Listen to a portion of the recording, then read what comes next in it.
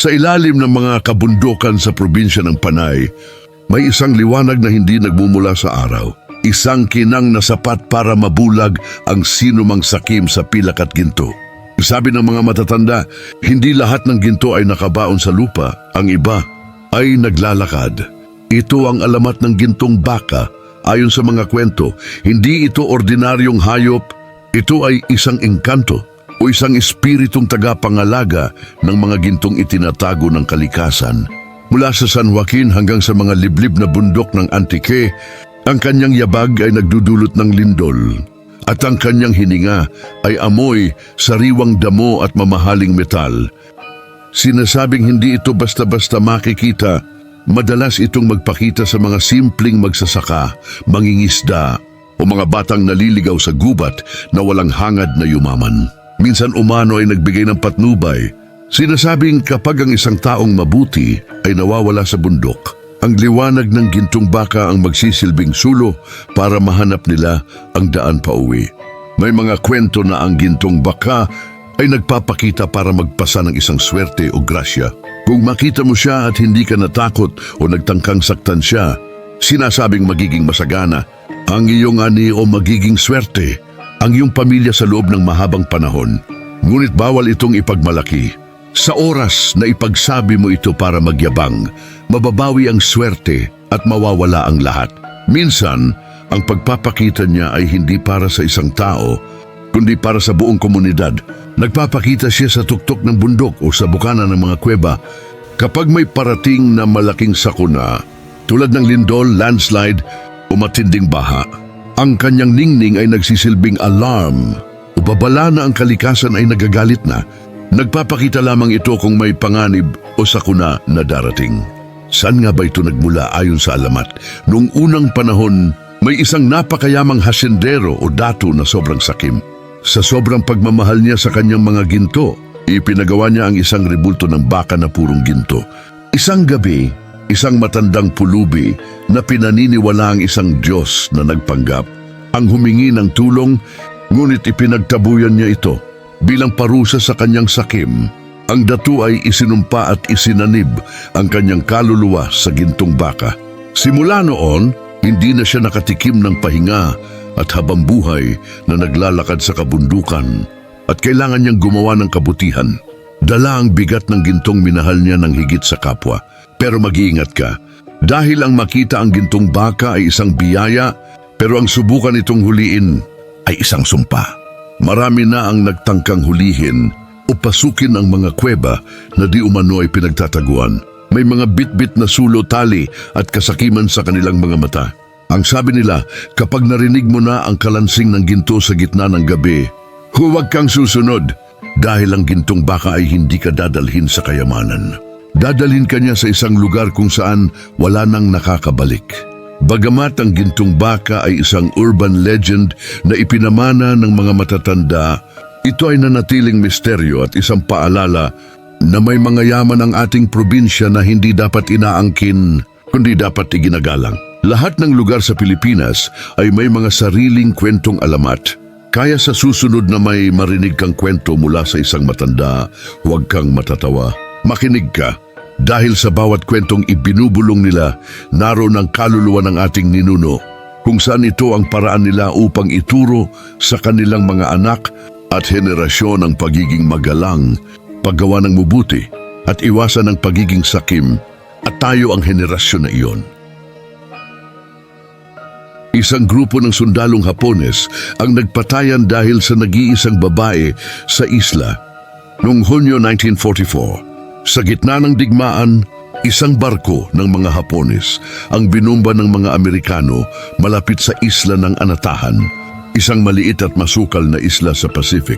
31 na lalaki ang nakaligtas at lumangoy pa itaas ng isla. Pagdating nila doon, natagpuan nila ang 2 tao na nakatira na pala sa isla. Si Kikoichiro Higa at ang kanyang asawang si Kazuko Higa. Sila ang mga tagapamahala ng plantasyon ng niyog doon. Dahil sa takot na mahuli ng mga Amerikano, nagtago ang mga sundalo sa gubat ng isla. Sa loob ng ilang taon, namuhay sila sa pamamagitan ng pagkain ng niyog, maliliit na hayop at pag-inom ng alak mula sa puno ng niyog o tuba. Dahil si Kazuko Higa ang tanging babae sa isla, agad na nagkaroon ng tensyon. Pinayuhan ng pinakamatandang sundalo si Kazuko na magpakasal sa isa sa mga lalaki para magkaroon ng proteksyon, pero hindi ito naging sapat. Noong 1945, bumagsak ang isang eroplanong Amerikano NB-29 sa isla. Nakakuha ang mga lalaki ng mga kagamitan mula sa wreckage, kabilang na ang mga sirang baril, ngunit nagawa nilang ayusin ang mga ito. Dito nagsimula ang gulo. Ang sinumang may hawak ng baril, siya ang may-ari kay Kazuko. Ang unang may hawak ng baril ay binaril ang karibal niya. Ang sumunod na humawak ng baril ay misteryosong nalunod o nahulog sa bangin. Sa loob ng 6 na taon, 11 na lalaki ang namatay. Karamihan ay dahil sa saksak, baril o pagkalason. Bawat pagkamatay ay laging may kinalaman sa pagnanasa kay Kazuko. Noong 1945, natapos ang World War II. Naghagis ang mga Amerikano ng mga leaflets o papel sa isla na nagsasabing sumuko na sila dahil tapos na ang giyera. Pero hindi naniwala ang mga lalaki. Akala nila ay trap ito ng mga Amerikano. Nanatili sila sa isla ng 5 taon pa matapos ang giyera. Noong 1950, napagtanto ng mga natitirang lalaki na si Kazuko ang dahilan kung bakit sila nagpapatayan. Nagplano silang patayin si Kazuko para matapos na ang gulo. Ngunit nalaman ni Kazuko ang plano, kaya tumakas siya at nagtago sa masukal na gubat sa loob ng ilang linggo. Nakakita siya ng isang barkong Amerikano sa di kalayuan. Kumaway siya at sa wakas ay nailigtas. Pagdating niya sa Japan, naging celebrity siya at tinawag na The Queen Bee of Anatahan. 1 taon matapos makauwi ni Kazuko, nagpadala ang gobyerno ng Japan ng mga sulat mula sa mga pamilya ng mga sundalo para patunayan na tapos na ang giyera. Sa wakas, naniwala ang mga lalaki at sumuko sila noong Hunyo 30, 1951. Nang makauwi ang asawa ni Kazuko, si Kikuichiro, na akala niya ay namatay na sa giyera, natuklasan niya na ang asawa niya ay matagal na palang nakauwi at may bago ng pamilya. Si Kazuko naman ay namatay noong 1974 sa kahirapan. Habang ang kwento ng Anatahan ay naging isa sa pinakamadilim na bahagi ng kasaysayan ng Japan. Bakit ito misteryo?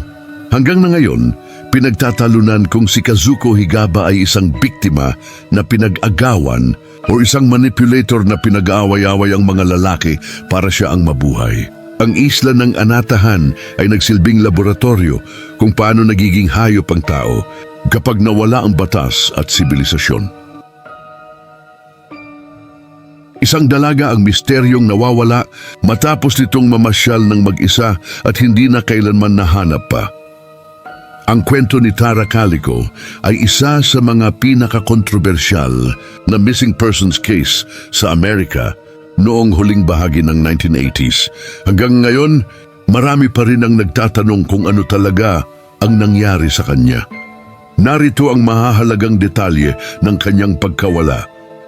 Noong September 20, 1988, si Tara ay isang 19 anyos na estudyante sa University of New Mexico. Noong umaga ng araw na yon, lumabas si Tara para sa kanyang araw-araw na gawain ng 36-mile na pagbibisikleta sa isang kalsada sa State Road 47 sa Belen, New Mexico. Bago siya umalis, nagpaalam muna siya sa kanyang ina na si Patty Doyle at pabirong sinabi niya na sunduin siya kung sakaling hindi siya makabalik ng tanghali dahil may usapan silang maglalaro ng tennis ng kanyang boyfriend. Pagkatapos niyang magbisikleta o mag-ikot, nang dumating na ang tanghali, napansin ng kanyang ina na si Patty na hindi siya nakabalik at nakauwi. Dahil sa pagkaalala, hinanap siya ng kanyang ina sa dinaanan niyang posibleng ruta. Paglipas ng ilang oras, hindi niya nakita ang kanyang anak, pero ang tanging natagpuan ay ang mga piraso ng kanyang Sony Walkman at isang cassette tape sa gilid ng kalsada. Sa kasamaang palad, hindi na natagpuan ni Patty ang kanyang anak sa rutang iyon. Agad siyang tumawag sa kay Jack, ang boyfriend ni Tara, ngunit sinabi nito na hindi ito pumunta sa kanya. Sa halip ay magkikita pa lamang sila bandang 12:30 dahil may plano silang maglaro ng tennis. Nang hindi niya ito makita at matapos tumawag sa ospital, Opisyal na siyang humingi ng tulong sa mga pulis noong hapon ding iyon at ang kanyang bisikleta ay hindi na rin nahanap. Makalipas ang halos isang taon, Hulyo 1989, may natagpo ang isang Polaroid photo sa isang parking lot ng convenience store sa Florida. Halos 1,600 milya ang layo mula sa kanilang bahay sa New Mexico. Makikita sa litrato ang isang dalaga at isang batang lalaki na nakatali ang mga kamay at may tape sa bibig sa loob ng isang puting van. Naniniwala ang ina ni Tara na ang dalaga sa litrato ay ang kanyang anak dahil sa isang pilat sa binti na katulad ng kay Tara. May nakita ring libro sa tabi ng dalaga na palagi nitong binabasa na isinulat ni V.C. Andrews, ang paboritong author ni Tara. Akala nung una ay siya si Michael Henley na nawala rin sa New Mexico, pero natagpuan ang mga labi ni Michael noong 1990 sa mga bundok na namatay sa exposure, kaya napatunayang hindi si Tara ang nasa litrato. May mga nagsasabi na may mga saksi noong araw ng pagkawala na nakakita ng isang lumang pickup truck, posibleng 1953 Ford model.